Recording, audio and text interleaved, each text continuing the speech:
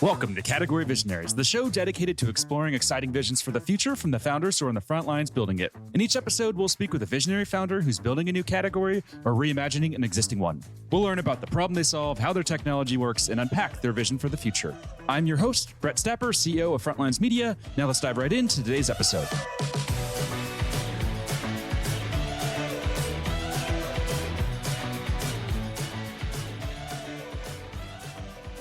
Hey everyone, and thanks for listening. Today I'm speaking with Will Seeley, CEO and co-founder of Summer, a student debt technology platform that's raised over $18 million in funding. Will, thanks for chatting with me today.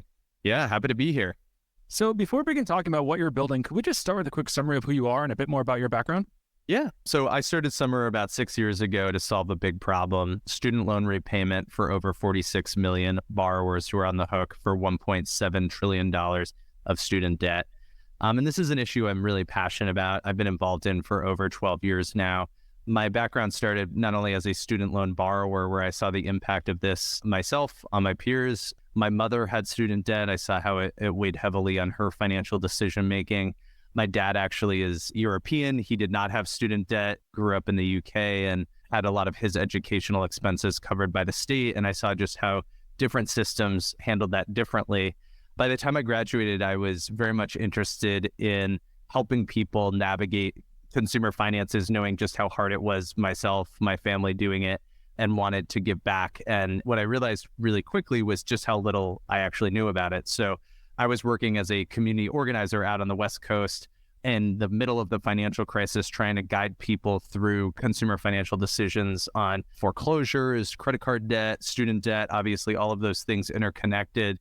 And Obama had just become president, and I saw that he had deputized Elizabeth Warren, who was talking a lot about these consumer financial issues and the creation of a watchdog agency now called the CFPB that could be a cop on the beat to help regulate these industries, but also a third leg of the stool, she always said, was providing financial education, and then supervision being the third leg of the stool. But you know, I think inevitably I wanted to go be a part of that. And so I ended up applying for a role in DC before the agency was officially off the ground. It was being built out of the White House and the Treasury Department. I ended up getting very lucky to get a job on the implementation team, worked first at the White House, jumped over to Treasury, and then eventually was part of the CFPB opening its doors. After dealing with a lot of the basics of the mortgage crisis, a question was asked, you know, what would be the next big financial crisis? And this was before people were thinking about crypto and all the other cool innovations and crazy innovations that have come out since then. But the thing that I just raised my hand on and said, you know, a big kind of crisis, a big bubble that could burst, I think could be student debt. And Elizabeth Warren, you know, said, I agree. I think that's a huge problem. We need someone working on this. Can you look into it more and provide some research? So I was actually the first person at the agency that was looking into what the CFPB could do on a regulatory standpoint in student loans, and then spent the next few years writing reports to members of Congress, briefing other bodies of government on the issues at hand, and writing white papers on potential solutions. So we can go more into that, but I spent a long time working on this issue and found that, you know, there was just a lot of unknowns, a lot of misunderstandings about the overall student loan space, and just decided I wanted to devote my career to solving it and making borrowers have a better path through this system that is so broken. And did you always think that you would end up becoming an entrepreneur at some point in your life? Or when you left the government to start the company, was that a surprise to yourself and your family and friends? Yeah, I think it's a great question. Not too many people start companies that necessarily started out the bulk of their career in the government. It's not the most common career pivot. So it's a fair question to ask. And obviously, it's a question I've asked myself. I will say that in college, I was as interested in entrepreneurship as I was interested in politics and government. I was actually a government history major. I loved reading about the history of innovation. And I loved learning about the way the government worked. And those two things usually people split in their interests in those regards. But I found them very interesting because I felt that those are the two main ecosystems of which the outputs of both of those impact our lives dramatically. Government has an incredible way to dramatically impact our lives, and so do entrepreneurship innovations in very different ways, but both of them are incredibly impactful on our everyday lives. And both of them are systems and ecosystems in which you could study it at the individual level and the macro level. And I found sort of every aspect intellectually compelling and kind of a puzzle to solve that's constantly evolving. And so that was an endless amount of joy in college of just studying these two topics. But I actually ended up changing from being more of an onlooker to being a participant when there was a problem on my college campus of drunk driving, and I didn't realize at the time, unrelatedly, sexual assault. And I was actually a reporter for the school newspaper, and I was documenting a lot of these incidents popping up, and the police department saying that, campus police saying these incidents are happening more and more often. And so I was, again, looking at it sort of intellectually curious as to why are these things happening? What is going on? And it turned out that years before, the fraternities had been kicked off campus. Not all of them, but a predominant number of them. And they were in a different part of the college town. And a lot of people were driving out to these parties, getting inebriated, driving home, which was the drunk driving and the DUIs going up. But a lot of individual students were walking home intoxicated in dark alleys, dark pathways, making them more susceptible to incidents of sexual assault.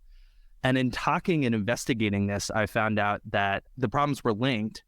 And I, as a reporter, started to say, well, why isn't there a safe ride program that could bring people home?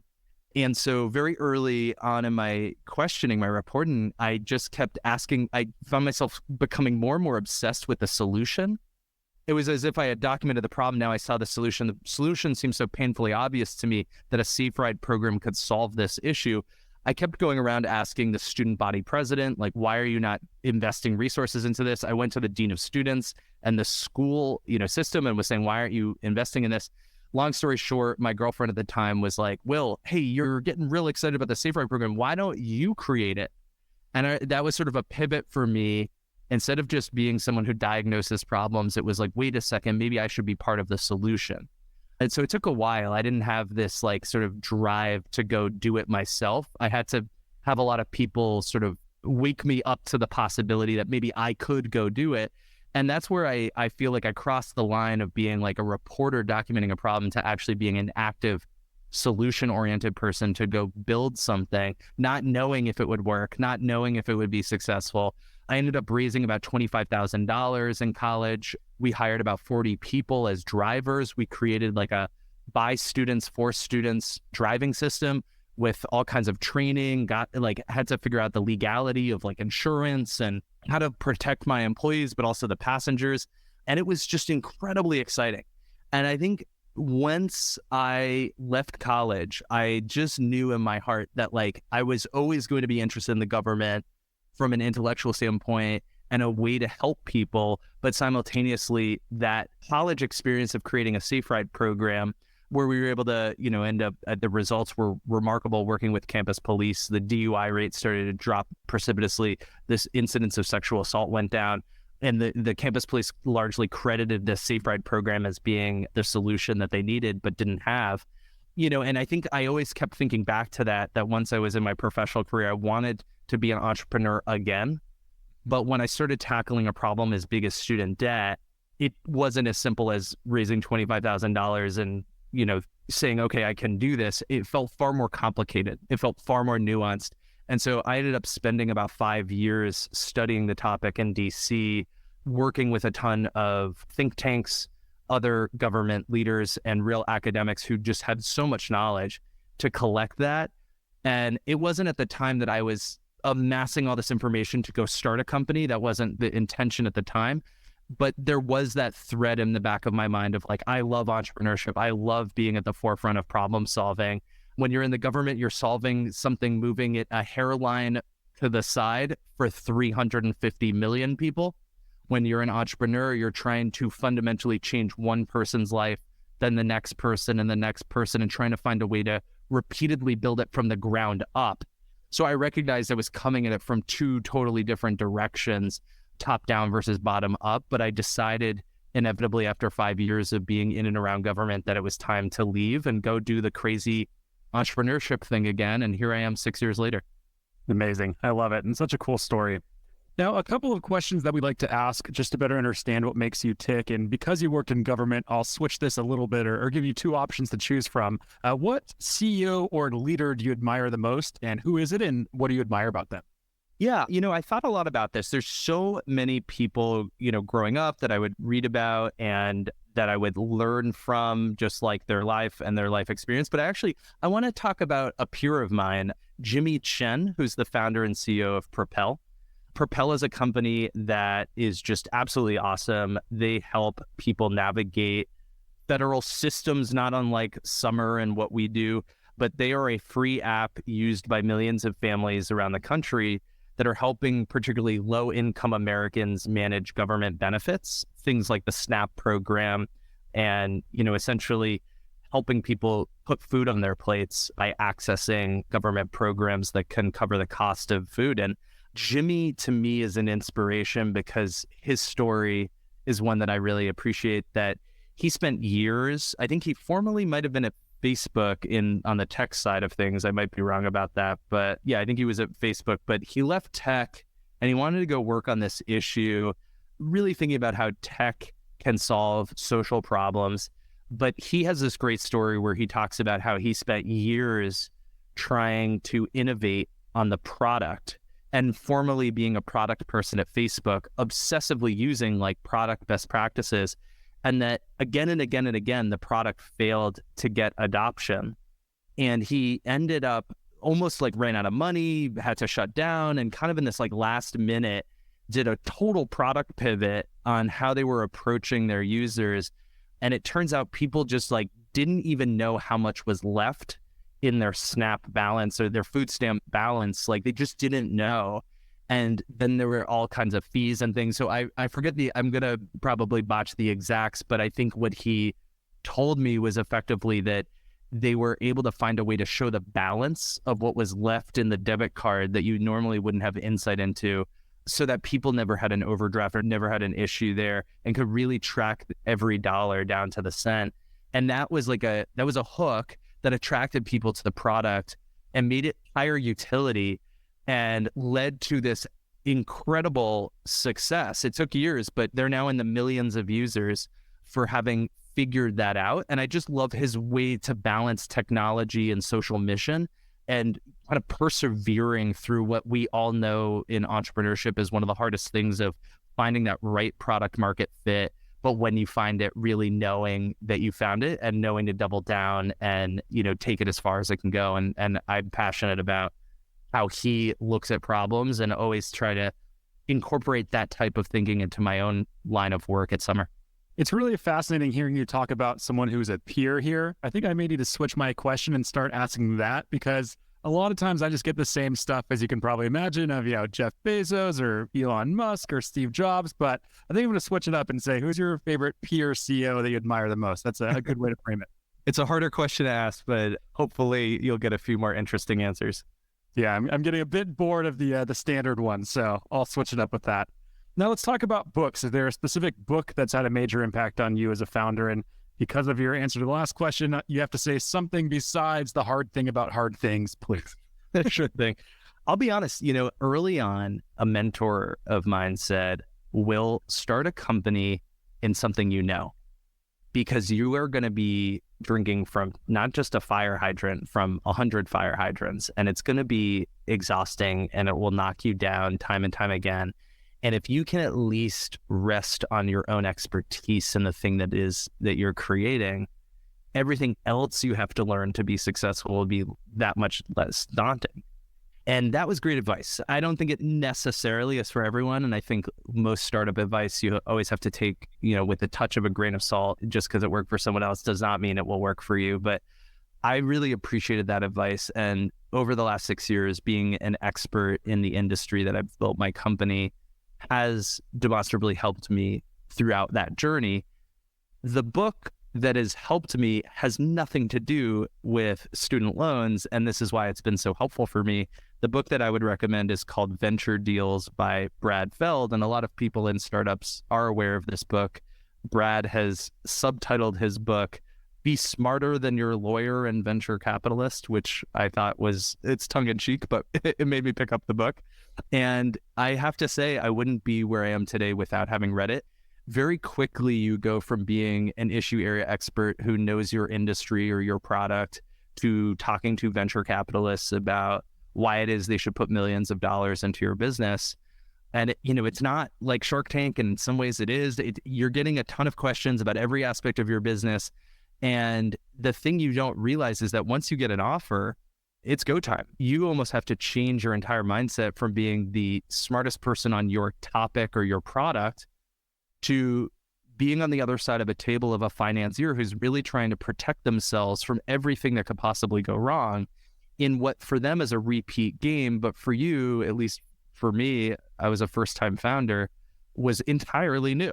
And very quickly you felt like before you get the term sheet, you're terrified about, can I raise money? Will they respect my vision? And now you feel like the belle of the ball with a piece of paper in your hand saying that you could be the recipient of millions of dollars to go build your vision.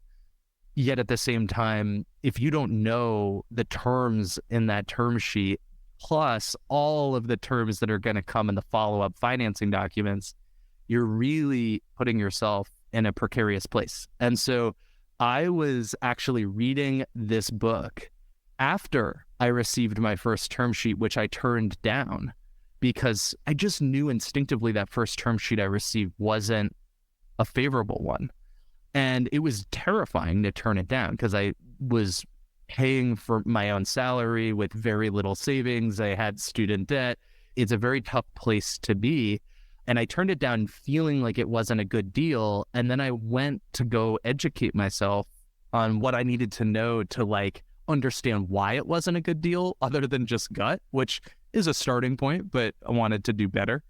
And I found this book, read it front to back in about 3 days ahead of my next term sheet coming in. And night and day, I knew to get a different kind of attorney, a proper attorney who knew venture deals. And then as I was talking to my attorney reviewing the term sheet, I just knew what questions to ask. I knew what the top 10 most important things were, and I would never, ever be my own attorney in these processes. I would always rely on one who would know what they're doing, but I understood the language. I understood the vernacular. I didn't feel like a foreigner.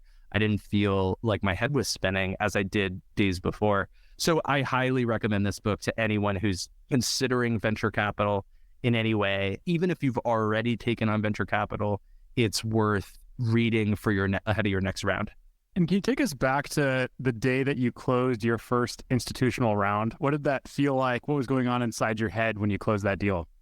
It felt really good. I remember feeling like, as I mentioned earlier, turning down another offer. You don't know what the future holds. Is this the last offer I'm ever going to get? And that was a terrifying day, but I had to trust myself and trust that my execution ability and my idea were worth more and that it was worth the risk. So that by the time I was able to 10x in the next term sheet, not that long after, maybe 2 months after, I was able to 10x the dollar amount and the valuation. And it was just so much more of a confidence boost to recognize and value the gains made. I'll also note, and this is very interesting, but I kind of think back on this, but there was this moment where I won't go into too many details, but I was negotiating with the investor on a few key terms that mattered a lot to me. And they were informed by the book I mentioned, Venture Deals to Care About. And I was negotiating, and they weren't radical terms. They weren't off market, but in many ways they were on market, but the investor wasn't originally giving me that option to have. And there was this sort of toss up as to whether the deal was going to fall through over them. And I ended up holding my ground. And I'll never forget this. He invited me into his office to have a conversation about it.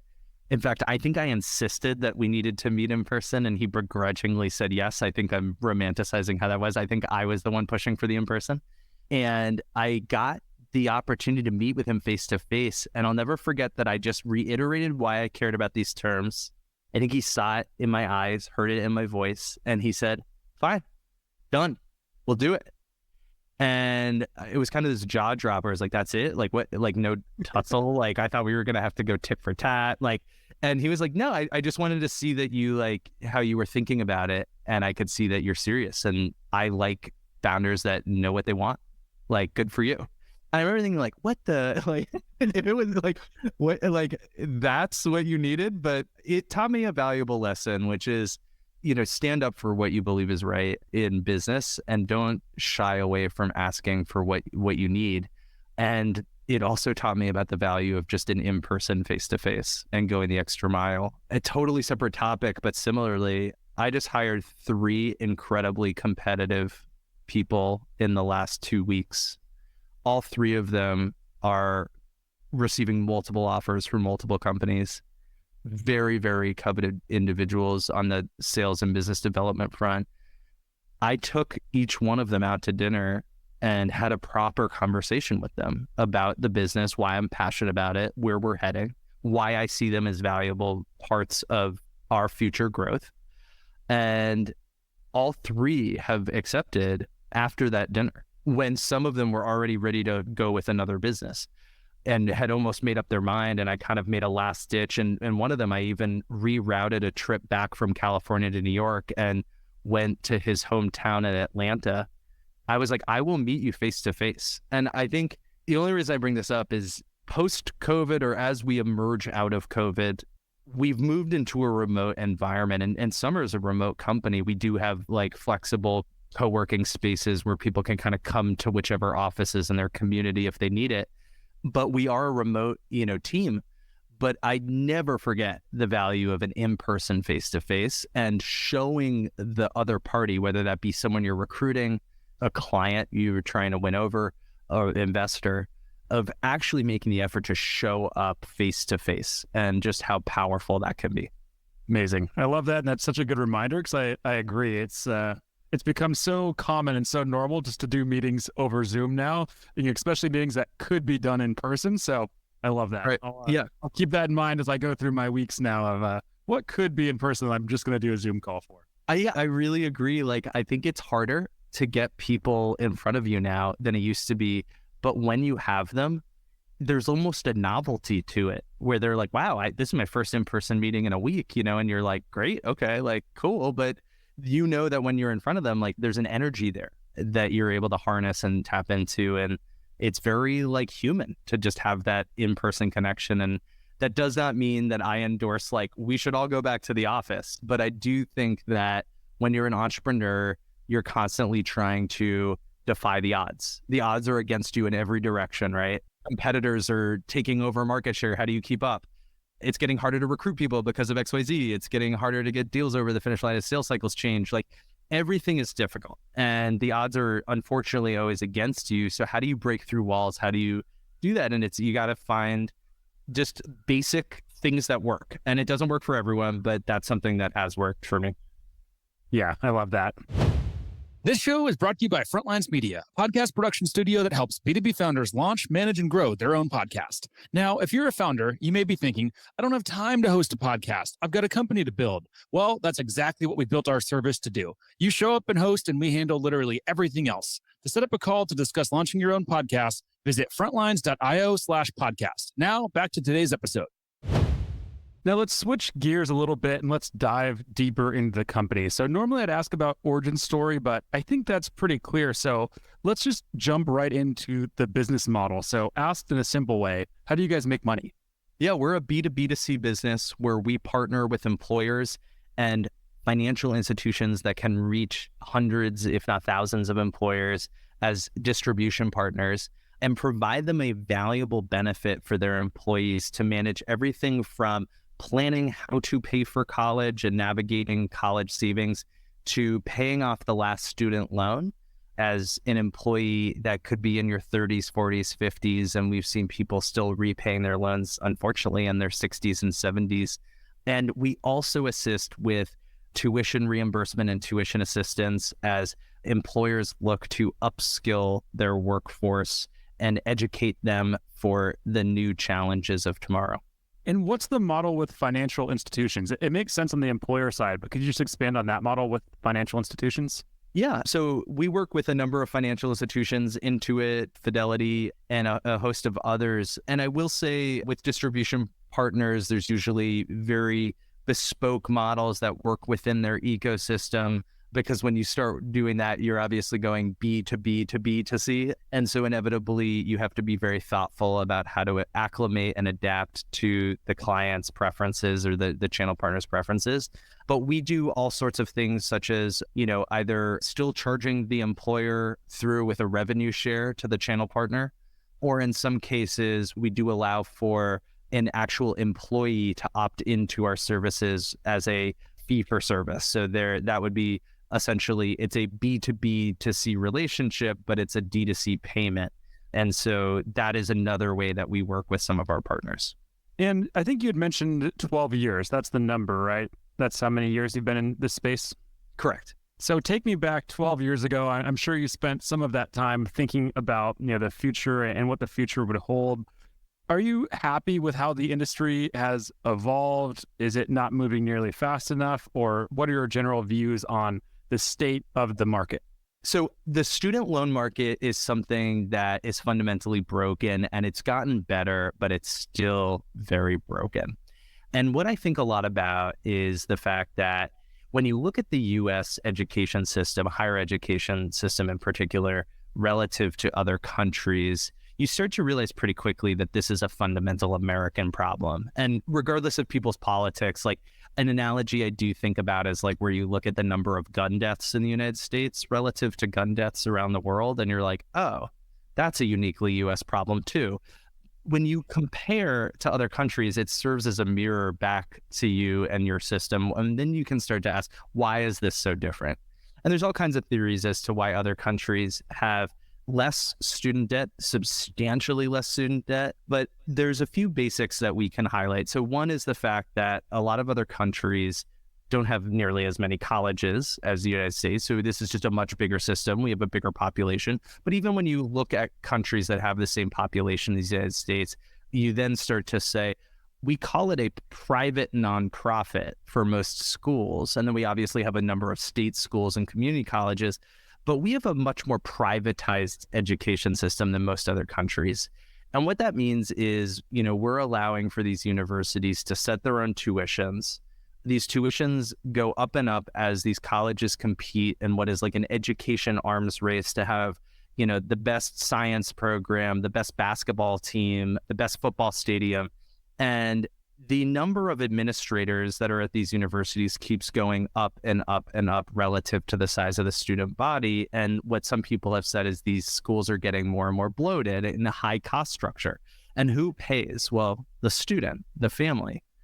And so as you look at other countries, what we see in other countries is that a lot of the taxpayer base is providing for the next generation's education. And so that's done through just normal, taxes every year. Taxes are higher in other countries relative to the United States, not always, but in many. And in those systems, those taxes are going to subsidize the education of the next generation of college students. Whereas here in the United States, we've actually cut federal taxes, cut state taxes, so that even a lot of state schools have seen dramatic increases to their tuition. So all of this is leading to this bloated, cost-heavy system, and you kind of have to decide that it's like at the end of the day, education is expensive. It's more expensive in the United States based on all of the investments made. And you have to ask, people come from all over the world to study in the United States. Yes, that is 100% true. But then you'd have to say, but do they need all of the bells and whistles and all the other administrative costs that are going into colleges being so darn expensive? That is also driving up the cost. And do we need all of these administrators to run these education programs beyond just the professors who at the end of the day are the ones teaching the students? And I would push back on anyone who questions that and say, I don't think we need all of that. I think that's part of this privatized system where everyone's trying to compete for the flashy kind of banner that gets people to apply to their school and stand out in this crowded market of 4,000 plus colleges. And that system is not working. It is showing signs of breaking left and right. And you're increasingly seeing more and more people say, well, maybe you shouldn't go to college. And I think the talk track on that is changing. I think years ago, it was always well, college is a great ROI. Even if it is expensive, you will earn more back in your lifetime than you will paying for it. And that still is true, but that formula, that ROI analysis is sadly changing and it's tightening.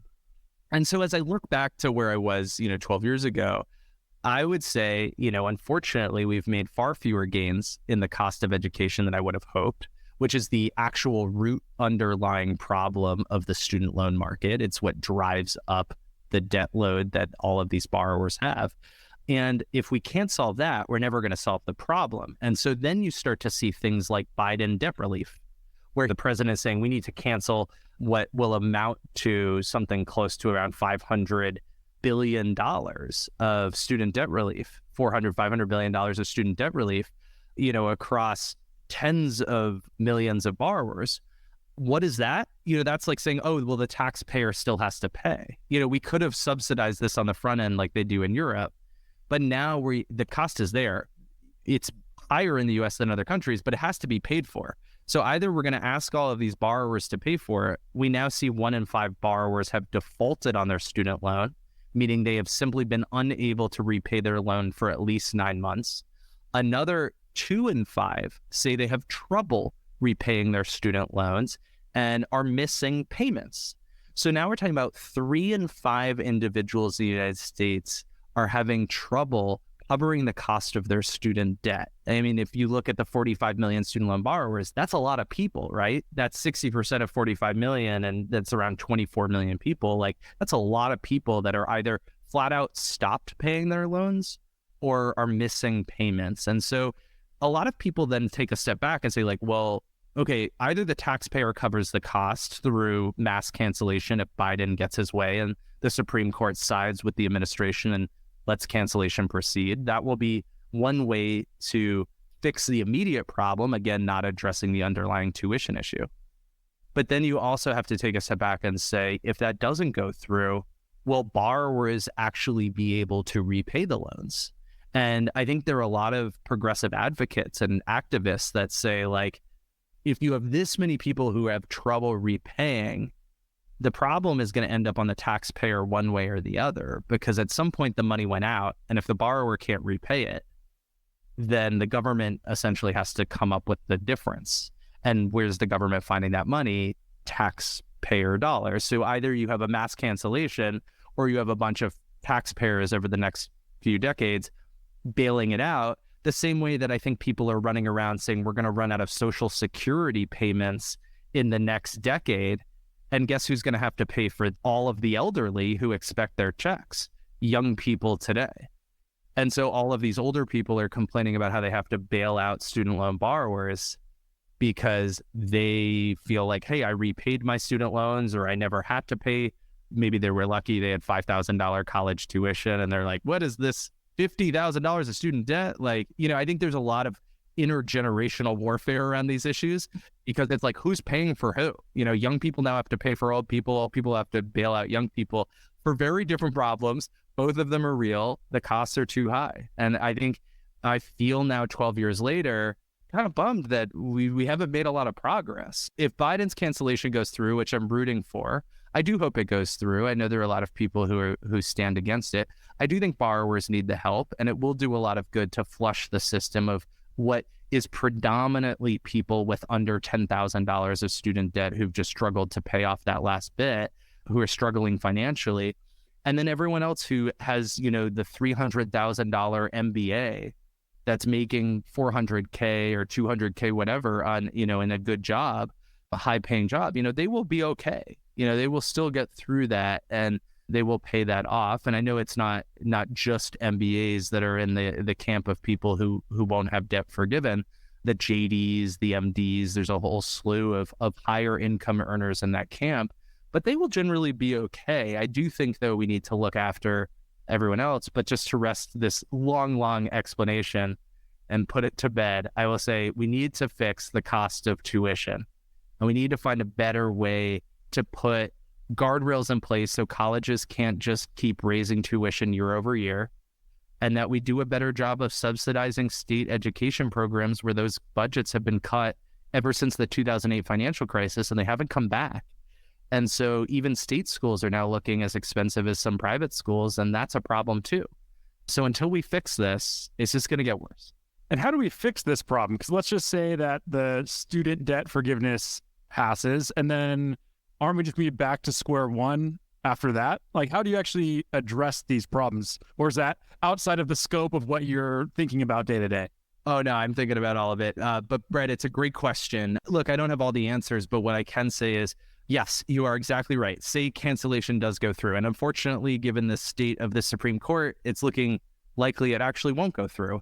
It's not a guarantee either way, but it does look like the 6-3 conservative split on the court will rule against the administration on this one, but we'll find out in a few months. But either way, either debt is canceled and it's replenished. The 1.7 trillion will naturally replenish in about 5 to 7 years, maybe 10, depending on the rate of tuition and college attendance, but it will grow quite quickly back.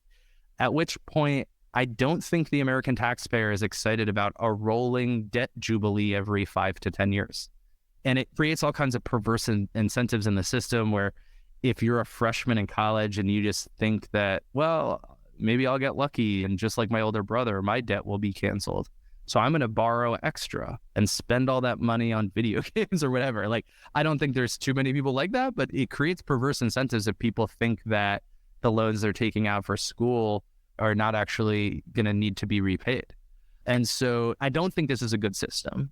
I do think that we need to increase taxes and fund higher education on the front end so that people aren't racking up $100,000 of student debt. I do think we need more awareness about which degrees are going to help people repay the loan. There's a lack of financial literacy in this country. Somehow you could graduate top of your class from Harvard University and never be once taught what an interest rate is and what a loan is. No one's stopping you. You can go all the way. And that's insane. I think we need financial literacy courses as early as elementary school, but definitely high school, before you go to college, before you start thinking about student loans. And I think that colleges need to be held accountable. I think there needs to be a lot more accountability as to the cost of tuition. They need to have skin in the game. I think the government's tried to enforce like cohort default rates, meaning 3 years after graduation, how many students after they've graduated have defaulted on their loans. And there are consequences to losing Title IV funding if you're not meeting strict requirements. I think we need to really actually increase and double down on regulations like that and make them more expansive and more aggressive, because it's not done enough to slow down the risks of colleges leaving people with a ton of debt and unfortunately really bad educations that aren't necessarily letting them reach an earning potential that allows them to repay their loans. So it, again, sort of as I mentioned at the beginning of the podcast, Elizabeth Warren's vision for the CFPB, kind of the three-legged stool, like supervision, enforcement, and education, like those are three lenses in which to approach the college cost problem. Supervising colleges to make sure that they're not jacking up tuition and that students have better outcomes, enforcing it so it's actually, being a cop on the beat and monitoring it. But also the literacy, the education is going to be key for the consumer going through the process. And are you hopeful that the cost of tuition is really going to go down? Like if you have kids now, let's just say in 18 years when they start going to school, do you think tuition is going to be much more affordable for them realistically? Inflation adjusted, I hope it's at least within reason. I do worry about like the $500,000 undergraduate tuition bill that we're not that far away from. Again, when you look at it inflation adjusted, it's a little bit, different, but I do think that it's not slowing down and not nearly at the rate we need it to. But again, I think you've heard President Biden talk about college affordability and free community college, and it did not get through Congress. That's a problem. And I do think that it's sadly just a start. Like free community college is a good step, but community college degrees relative to other college degrees, state schools, 2 and 4 year public schools, they're much more affordable. So it's just dipping our toes in the water to make a free college future.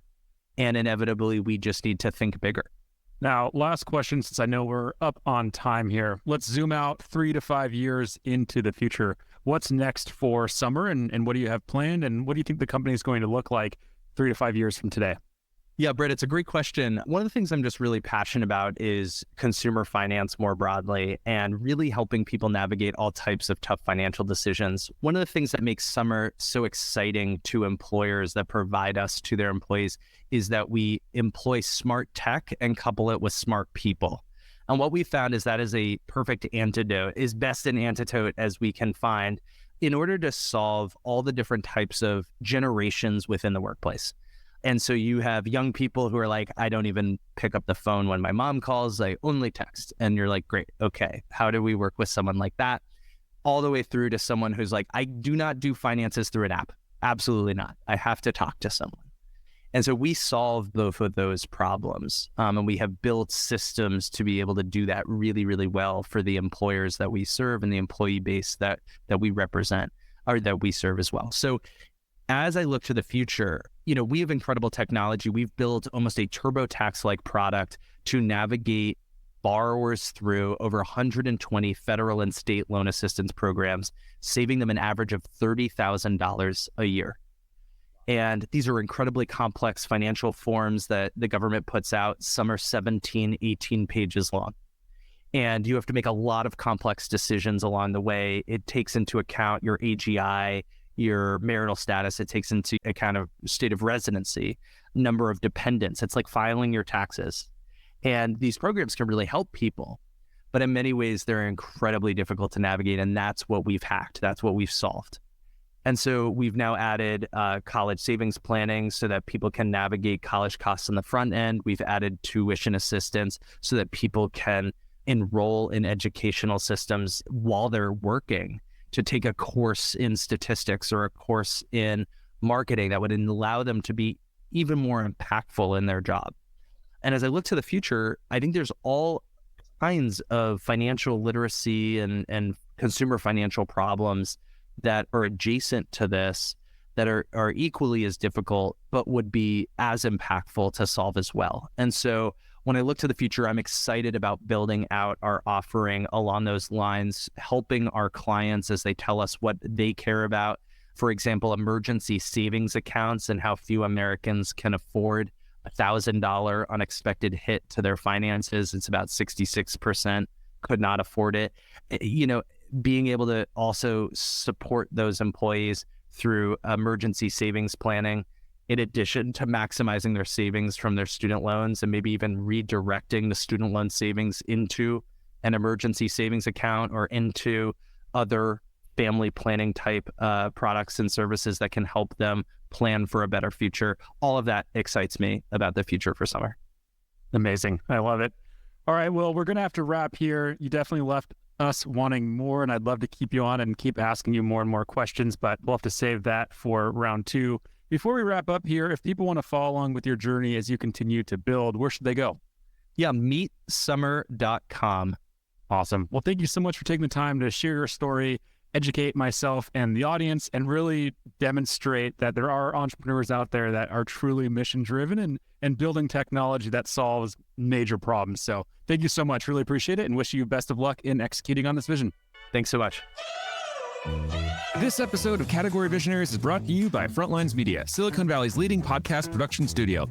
If you're a B2B founder looking for help launching and growing your own podcast, visit frontlines.io/podcast. And for the latest episode, search for Category Visionaries on your podcast platform of choice. Thanks for listening, and we'll catch you on the next episode.